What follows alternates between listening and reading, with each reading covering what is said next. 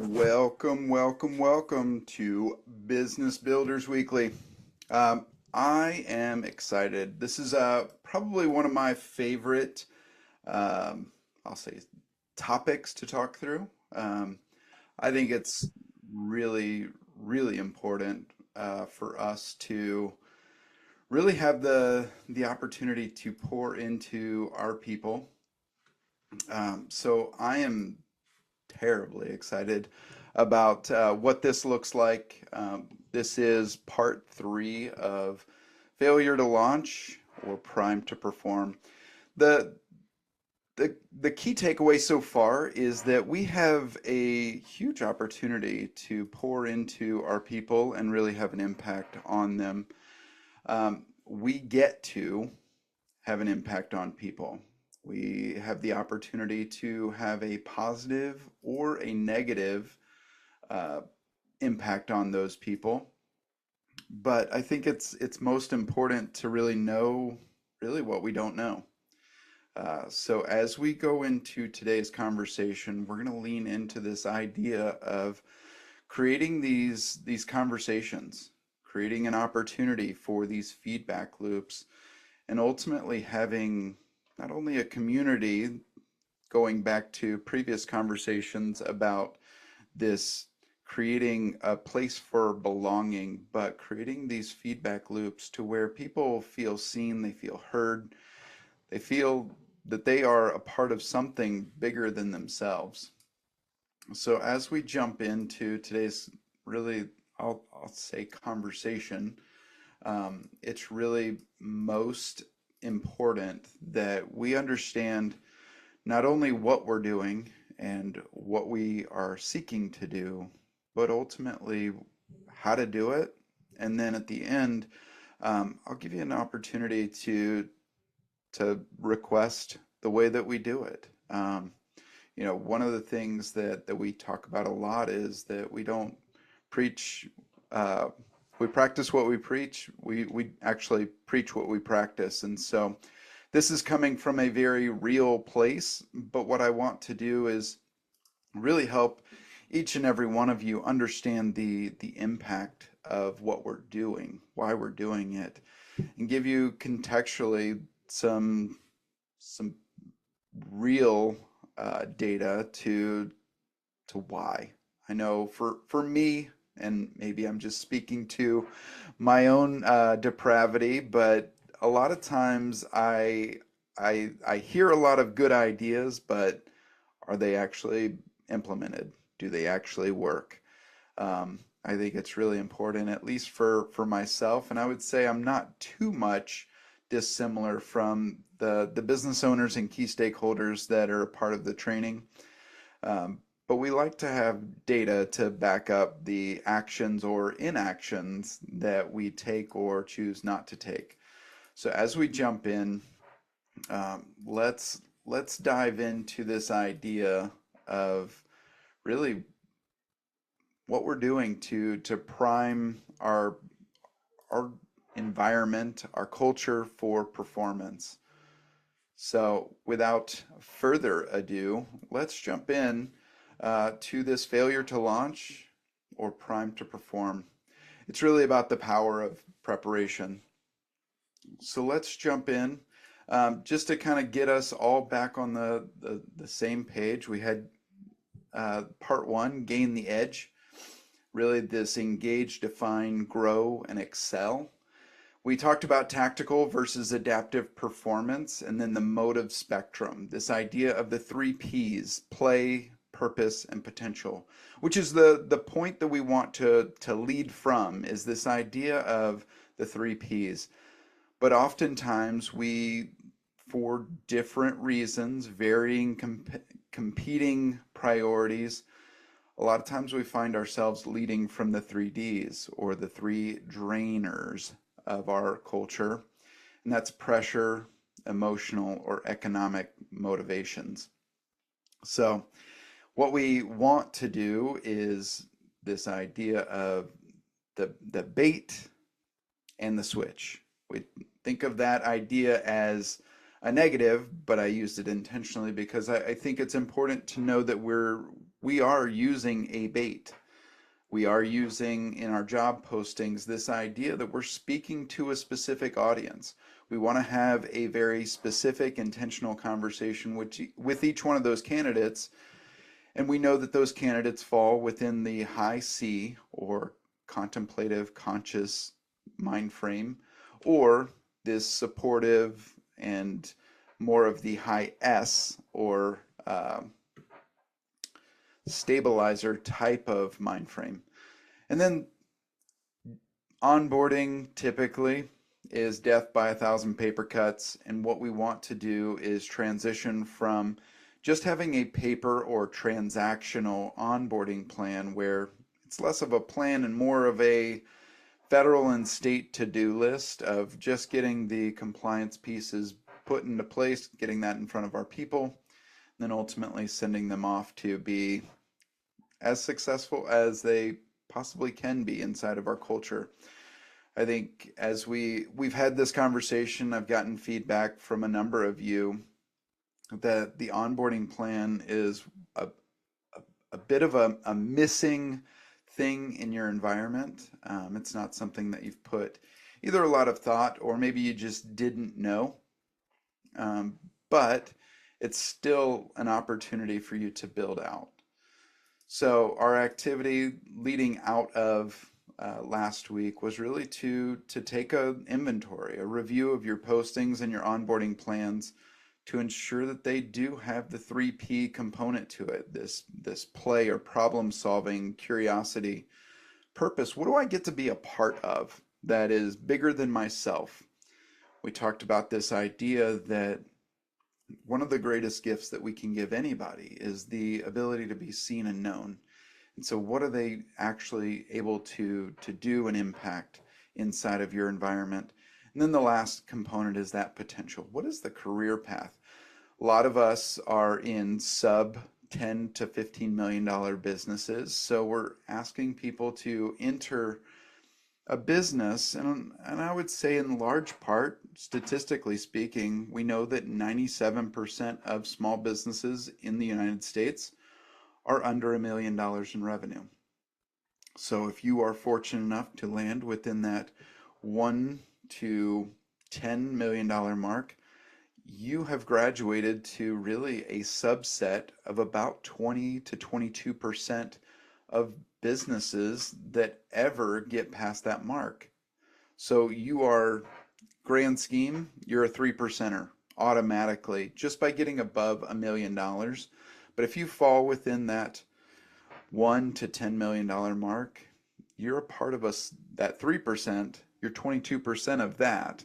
So you're a subset of a subset. So congratulations, you've made it this far. But I would like to think that if you're on this call, if you're in this training, you're looking for something more. You want something bigger.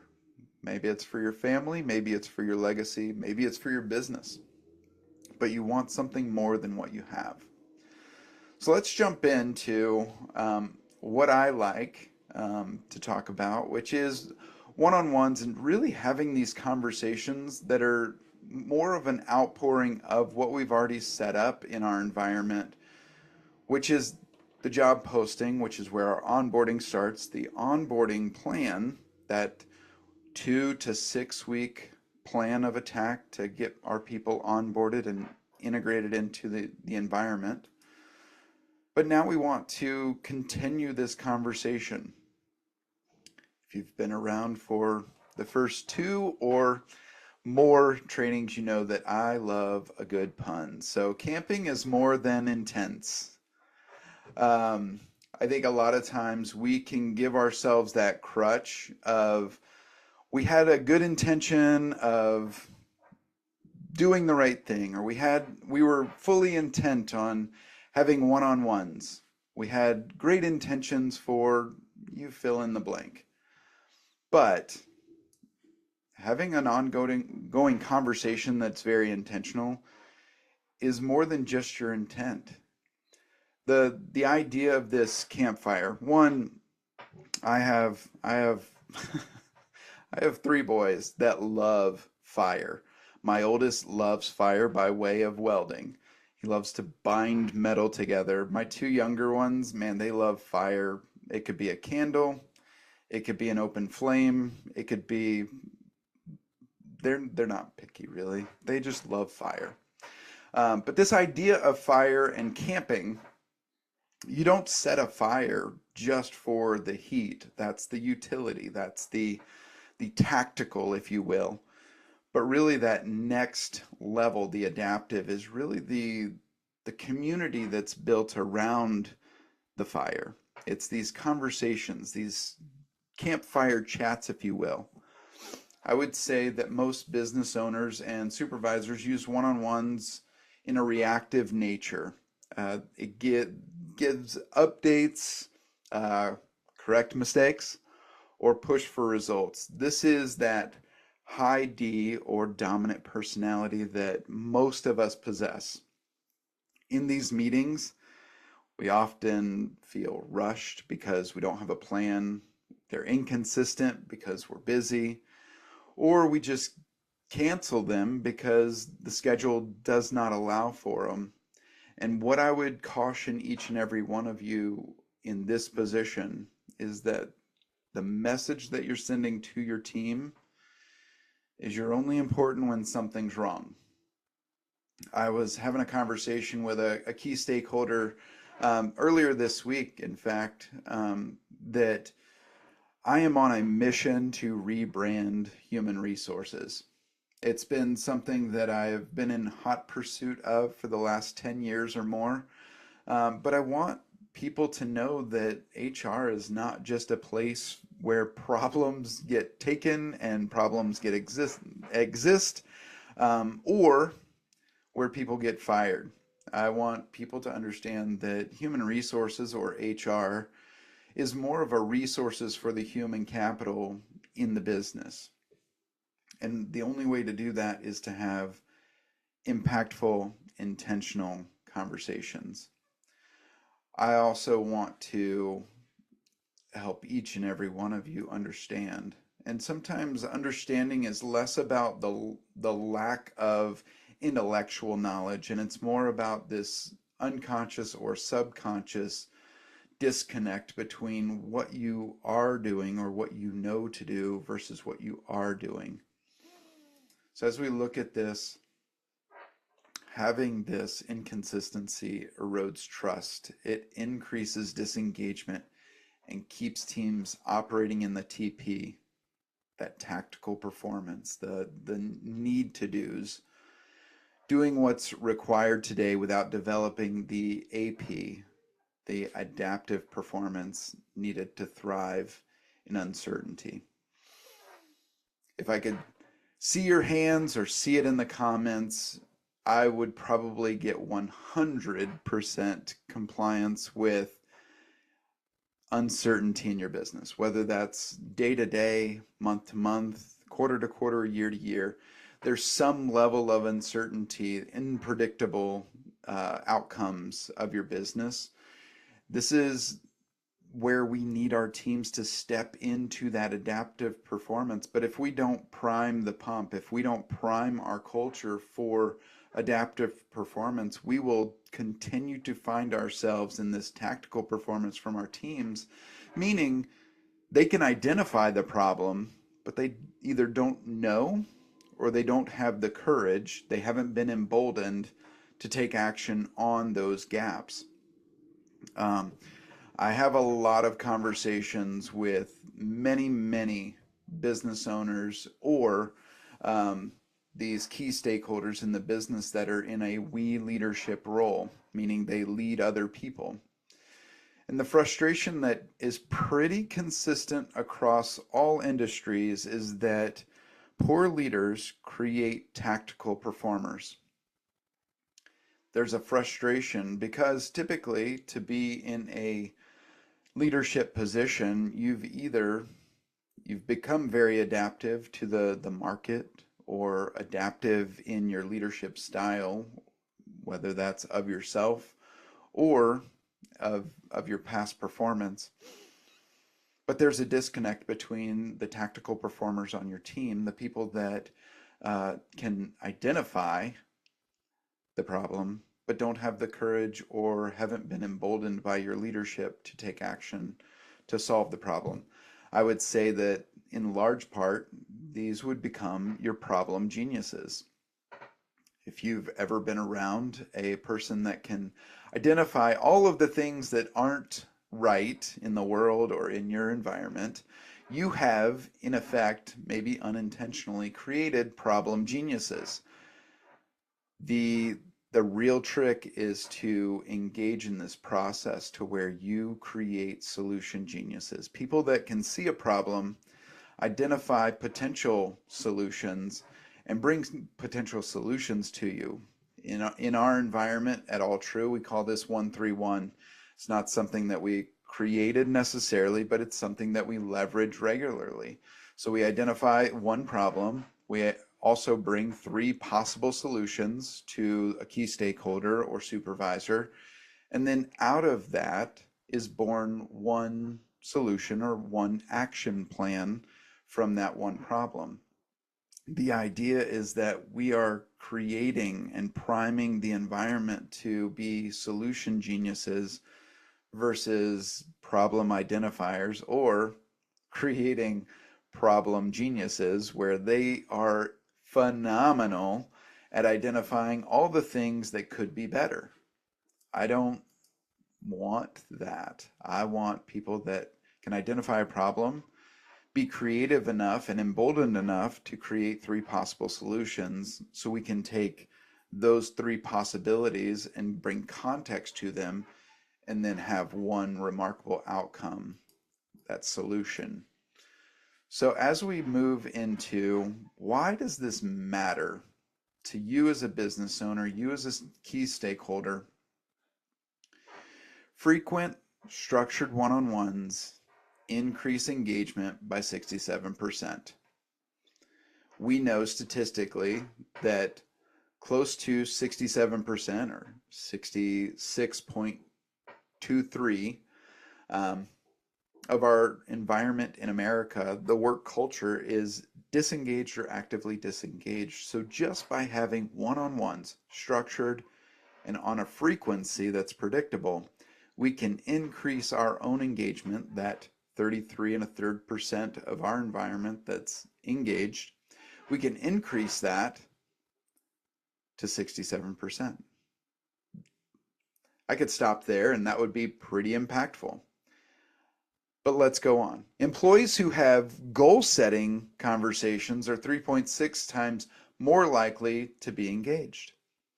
For us in All True, we attack this through Target 12 goal setting.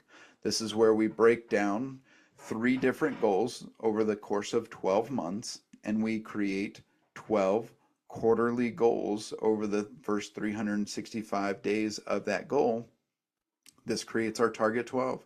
These are not only our checkpoints, but these are our outcomes, our targets, our finish lines. I can tell you that being a part of this strategy, and not even a strategy, but just this engagement model in our team, it's not only impactful for myself, but it's impactful for each one of the team members that maybe they're setting their goals for the first time. Maybe you have team members like ours that have set goals in the past and maybe they've fallen off, or maybe they've created a practice in their life personally to set these goals, but they've never thought through what it means to set professional goals or financial goals. So we're really attacking this from the 3 areas that most intersect their life: personal, professional, and financial. Managers who provide weekly feedback see 3 times higher performance. If you ever want to know what the secret sauce of creating a high performance team, and I can not only tell you this from the side of creating a high performance team, I can tell you this from the side of not creating a high performance team. When you're able to have a feedback loop with your team members, not only do you start to attract more high performers to your team in general, because high performers attract high performers, The converse is true as well. Low performers attract low performers because they're most comfortable with like-minded people. When you create a high-performing team by way and conduit of creating these feedback loops to where people can see the constant and consistent conversation build on top of itself, it is like a snowball going down a hill. It continues to get bigger and bigger and bigger. Employees who feel heard in one-on-ones are 4.6 times more likely to feel empowered to do their best work. When they know that they're in a safe environment to be successful, when they feel like they're in a safe environment to be fully free to create and explore, they feel emboldened, they will do their best work. So let's move forward into what this looks like to sit around that campfire. One-on-ones are not check-ins. You wouldn't start a fire only to extinguish it. You would start a fire to allow it to brew, to allow it to put off heat, to allow it to build the core. These one-on-ones, they truly are the engine of motivation and alignment. If you want to have an engaged, motivated, inspired, aligned team, you're going to want to ignite this thing through one-on-ones. Consistent conversations, and don't let this be confused with these check-ins, these one-on-ones that become operational meetings of the check boxes or the bullet points or the things that have to get done. A powerful one-on-one blends both TP and AP. I think it's really important that we don't discredit one for the other. This is not to excuse the tactical piece of checks and balances, accountable and disciplined one-on-ones, but it also is not there to excuse the coaching element to build this adaptive culture and this adaptive performer within your environment.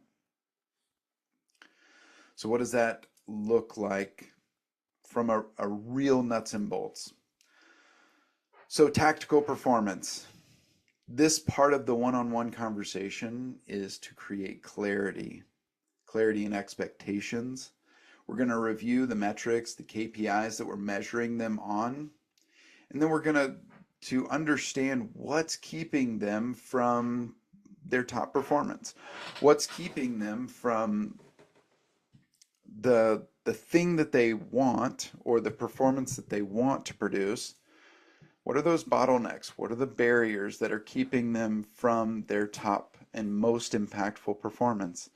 And then the adaptive performance. This is where we talk about the exploring the fresh eyes, the ideas, the innovations, the invitation to create those fresh eyes. This is where we explore the ideas. We build problem-solving confidence. This is building into our environment these solution geniuses, and link actions to meaning. This is where we have the connectivity between the individual's goals, those target 12s, and the goals and outcomes of the business. How do I benefit? The WIFM. What's in it for me? What's in it for me as a team member? We have to make this link because people are not going to make the link on their own. This is a giant leap sometimes for more transactional learners. Meaning, if they fall in that lower left corner of the DISC assessment, that high C, these are our engineers, the very literal people. They need to see the connection point and be pointed in that direction of, okay, this correlates to this. If I produce this much in profitability for the business, this is how I benefit financially. This is how I benefit personally. This is how I benefit professionally. And then leveraging all of this with the three P's of the motivation: the active play, the active purpose, and potential. What's the next steps? What are the next 30, 60, 90 days? What's the next 180 days of development in me professionally in order to position me for that next phase of growth within the business? What I would challenge each one of you to think through right now is take a pause. Think about your one-on-one conversations, whether it's a structured thing now, which congratulations, you're doing a great job, or maybe you don't have a structured one-on-one, but you're having conversations. Wherever you find yourself on that spectrum, what I'd like to challenge you with is, what are you doing to inspire, to motivate, to build into those conversations this idea of play and meaning and purpose, potential and growth? Or are they just, let's attack today because today's got a lot of issues, and when we get to tomorrow, we'll talk about tomorrow?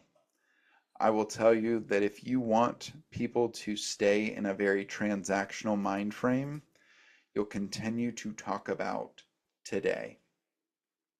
If you want people to take that next step of growth in your business, you'll transition that conversation to tomorrow, to 30 days from now, to 60 days from now, to next year, to where they see their growth, they see their vision for what they have inside of them, inside of your business. Now, I'm not I'm not remiss from the reality that I myself, as well as most of the people that are going to intersect this training, are in that high D, the dominant personality. You think in forms of bullet points. I was actually talking to AJ earlier today, and he mentioned that his love language is bullet points. I would also echo, if you want to get my attention, give me bullet points and then give me context later. If I need more context into the bullet points, I'll ask. But I would say that probably a good portion of you are very bullet point oriented. You're very tactical in nature. You're very action items. And then we'll talk about how we feel about the action items after we get done with the finish line. What I want to give you today is really a framework to understand how to do this well. And I will also tell you that for many of you, this is going to be outside of your comfort zone, outside of your natural inclination or personality. But I'm going to give it to you knowing that this is going to potentially stretch you and create a very tight tension in your leadership bandwidth.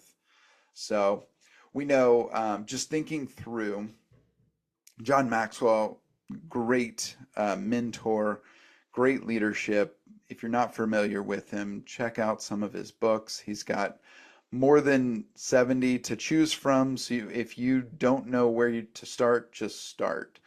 But one of his books, 21 Irrefutable Laws of Leadership, is talking about the law of expansion. I'm going to give you a little bit of that rubber band, if you will, that law of expansion today. So let's jump in to what this can look like tactically. So for us, it's bi-weekly. They're set for 30 minutes. Sometimes they go a little longer. Just depends. Sometimes there's a lot of things that are going on.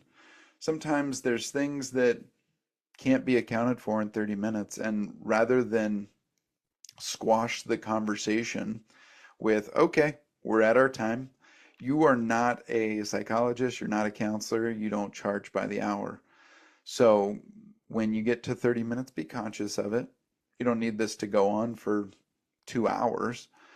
But if it bleeds into 40-minute conversation, but it's transformational and it's meaningful, go on. But set it for 30 minutes, knowing that it may flex a little bit. The agenda. And this is where I find a lot of people don't know where to start. So I created a framework that has served me immensely, not only with having great conversations in my personal life, but it also creates great conversations for this meaning.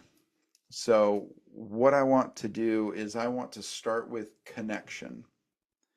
I want to build alignment. I want to provide feedback, and I want to embolden my people inside of my life.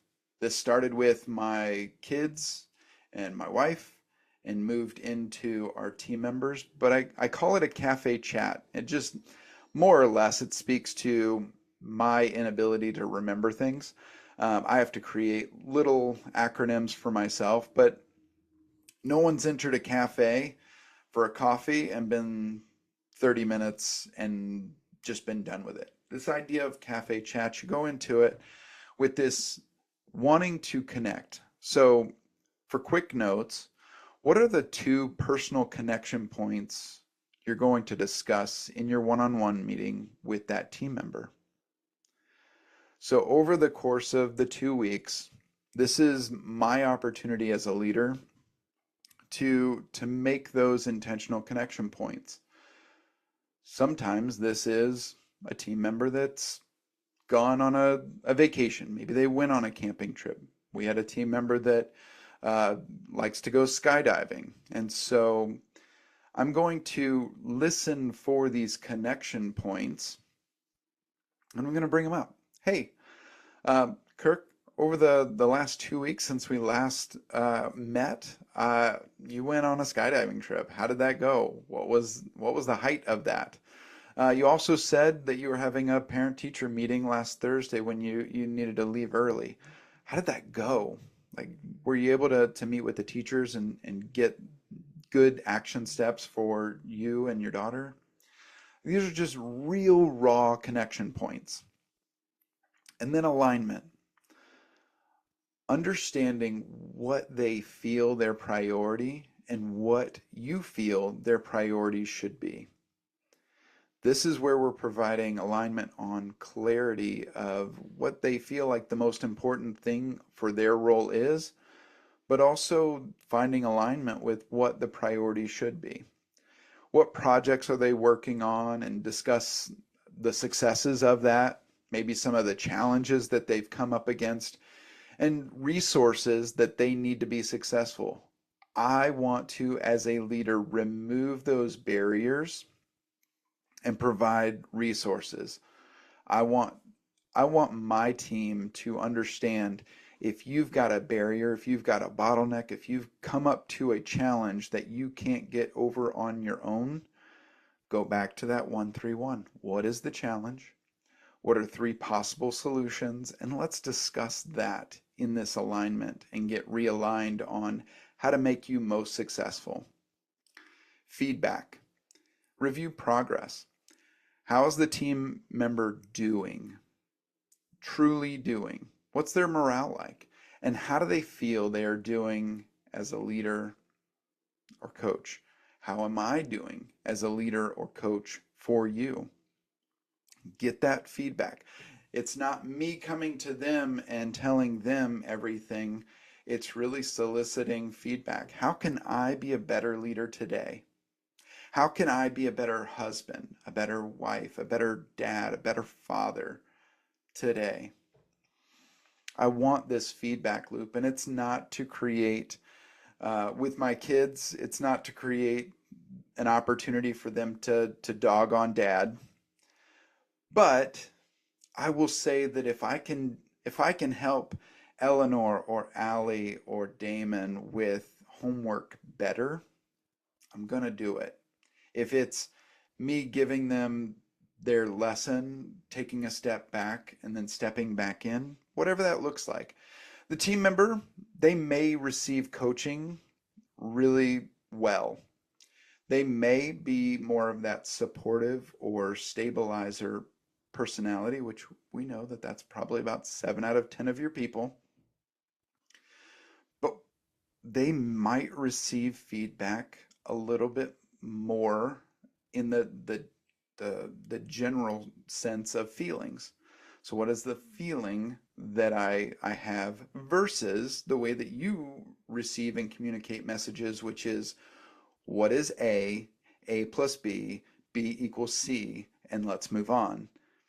I've worked with so many business owners that the math of connectivity is A plus B equals C, and let's move on.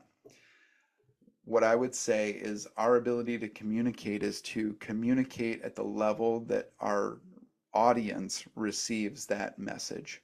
Meaning, if they're a high influencer, that high I, they're going to be a more story form.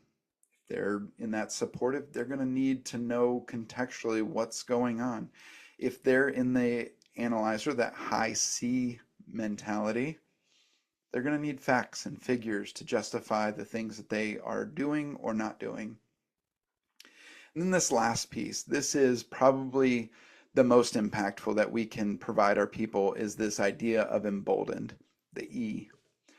What area or areas does the team member need additional coaching? Share your perspective as a leader of how the team member is being successful in their role. That's the affirmation. And then we're going to move into where you see them developing in their role over the next 90 to 180 days. What does that look like for them personally and professionally? A lot of times we have people that enter our environment and they desire, they long for this opportunity to grow, but we haven't connected what the business will need in the next 6 to 12 months with where they are and the gap in between. If we can address that gap, both in their development, but also creating a path for them, emboldening them to take actions on their place of weakness, I will tell you that most cultures that I do coaching in have a culture that has people shrinking back from their weaknesses versus leaning into those places of inefficiency or deficit. So create that culture that they feel emboldened to take that next step. And then the follow up, document goals. For us, it's that target 12. We do this at the beginning of the year, or we do it over the first 60 days of a team member's time with Altru. And then we check in every week. For us, we do it bi-weekly, and we have this ongoing conversation, but it builds accountability, which builds trust through the consistency of these conversations. The result of leadership with the 3Ds. Without effective one-on-ones, employees only hear from their supervisor generally when they've messed up, when things aren't going right, when they're getting a verbal warning or a performance improvement plan. Communication bottlenecks form, no feedback loops. This is where you see potential either top performers or good performers stall out, and then they become either a drain on the environment or they leave the environment completely because they're a high performer that has met resistance over and over. They don't have a feedback loop. They don't have hope provided to them to get them over that hump. And then employees coast. In Outwitting the Devil, Napoleon Hill talks about this idea of drifting. Employees that coast or drift or quit because they feel unseen or undervalued. The value of a team member is not what shows up in their paycheck every 2 weeks. The value of a team member is truly what they bring to the environment as a person, as a human. And so when we undervalue and we don't see our team members for who they are as people, they will self-select out, or they'll wait for you to terminate that engagement. We don't want that. So what can we make it look like? What does it look like when we take this same lever and we apply the 3 Ps? Employees are clear on goals, and how they work ties to company success, tying their target 12 goals to the success of the company, seeing the vision of the organization as well as the vision of the team member and how they're going to accomplish personally, professionally, and financially each one of those things that they've set out to do. Problems are caught early and solved collaboratively. How many times have you wished after the fact that team members would not only identify the problem, bring it to you to solve, but also catch it earlier than when it blows up, whether that blows up to a customer, a client, a project, whatever that looks like in your environment. When we have these one-on-ones, we create a platform, a stage, if you will, for these performances to be caught. It might be a dip in performance, it might be a bottleneck. The team feels invested in, resulting in higher morale, productivity, and retention. I cannot tell you enough. This is a lever that you want to pull as a leader.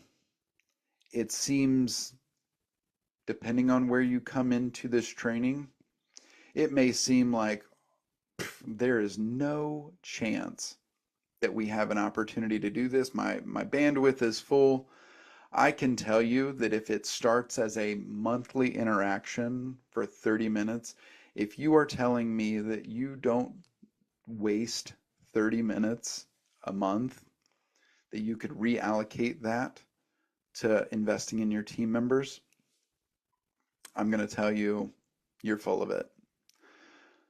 The reality is that when we pull this lever on one of the 3 Ps of effective one-on-ones, our team will feel more alive, more in tune with what we're doing, but we won't have to continue to preach our vision of where we want to go as a business. They will actively be pursuing that with us, and you won't have to remind them. They'll remind you of what they're doing, the productivity. They're going to be engaged. They're going to stay long term because they know the WIFM, the what's in it for me. So I will tell you that up to this point, I've given you maybe something to think about. I've given you maybe something to contemplate and to mull over as a good idea. I'll also tell you that a speech will get you off the blocks.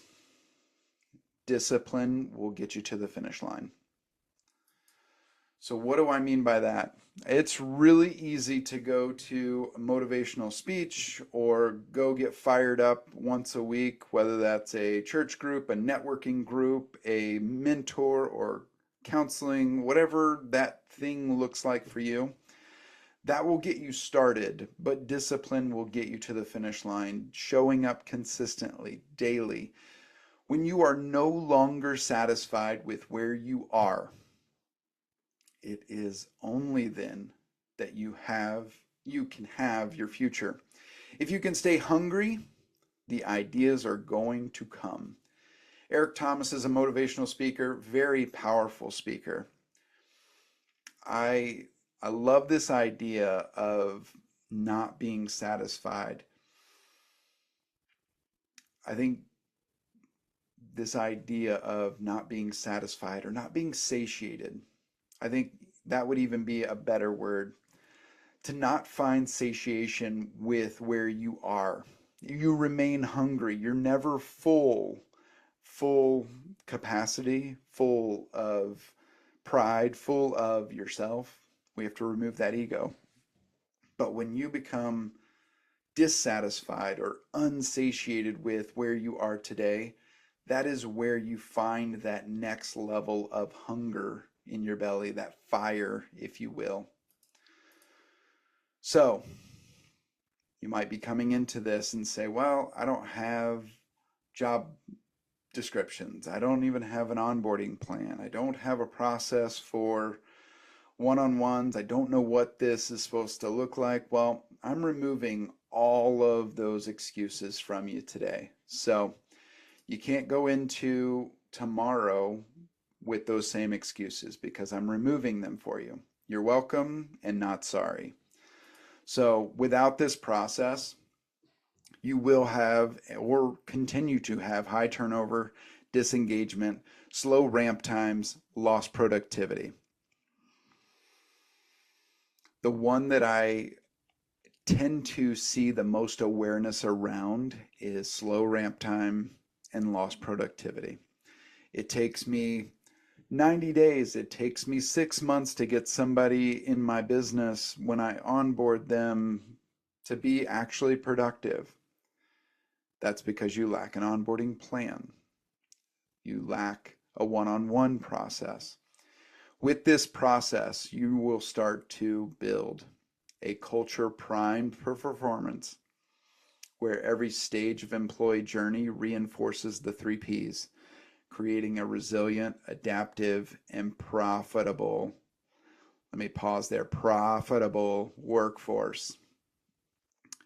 When you can make this mental shift and implement the process, you stop seeing your team members as just a expense line on your P&L, and you start to see them as an investable asset, something that you're investing in every 2 weeks or every week, that you're getting a positive return, not just financially, but you're getting a positive return intellectually, emotionally. You're getting a return on that investment in the way that they're showing up.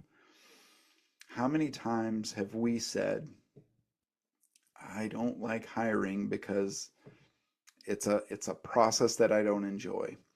I don't like terminating people because that means I've got to hire somebody else because it's a process that I'm either don't enjoy or I'm not good at because I don't do it enough or I don't do it well. Having these processes put together, having everything from shifting from the 3Ds to the 3Ps,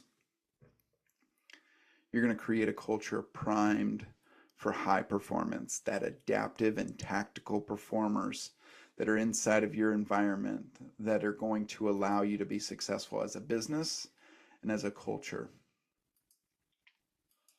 Your culture is built one candidate at a time. If you don't design the journey, disengagement will. We know, Gallup does the study for us every year. We know that more than 2/3 of our employees, whether you're coming in here with 10 employees or 110 employees, you can take it to the bank. On average, 67 out of those 100 are disengaged or actively disengaged.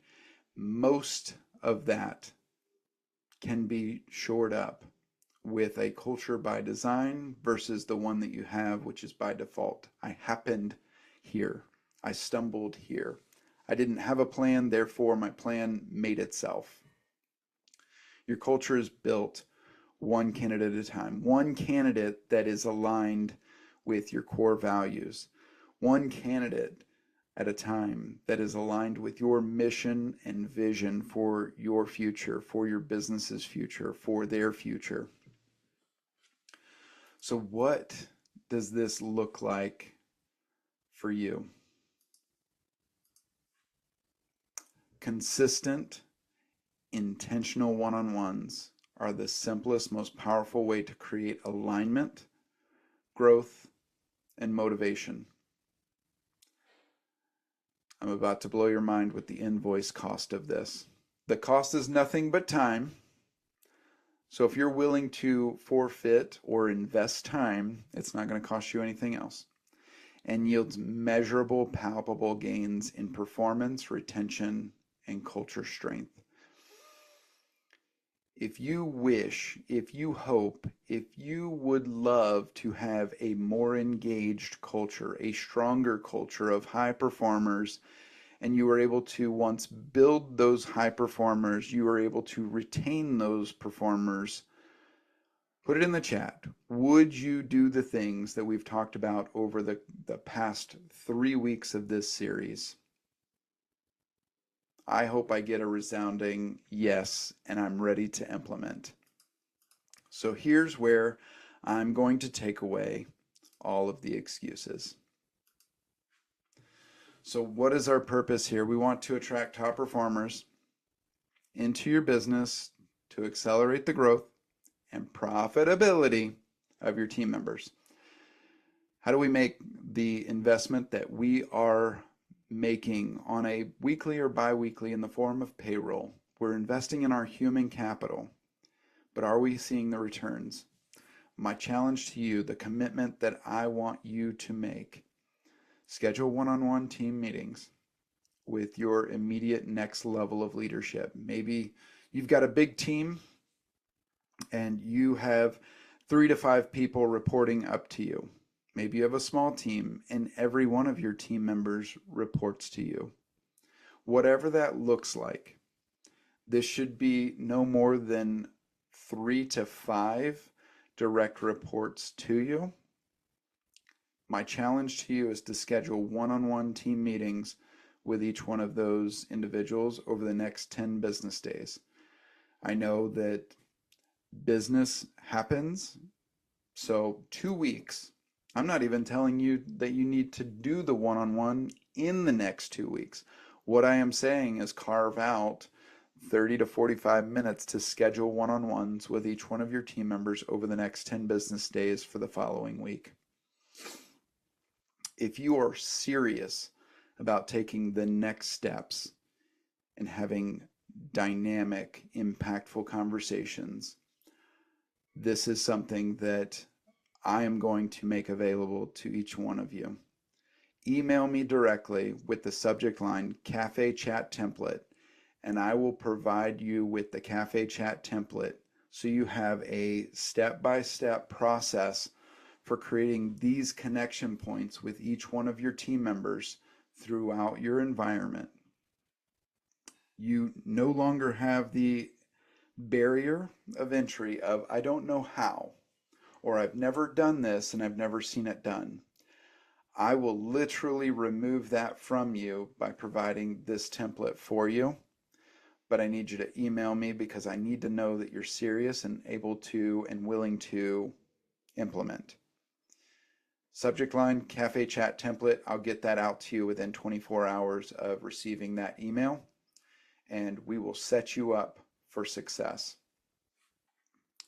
With that, I hope the first 3 weeks of this training have been incredibly impactful for you as a leader, but also giving you tools and resources to take the next steps, to feel confidence, to feel emboldened to take the next steps in priming your environment for top performers to be made and not just attracted. I want you to know that the more preparation you put in each one of these conversations, the more output that you're going to get out of, the more return you are going to get on your investment. So with that, have a great week. Do the training. Take the necessary pauses and evaluate how prepared you are for these conversations.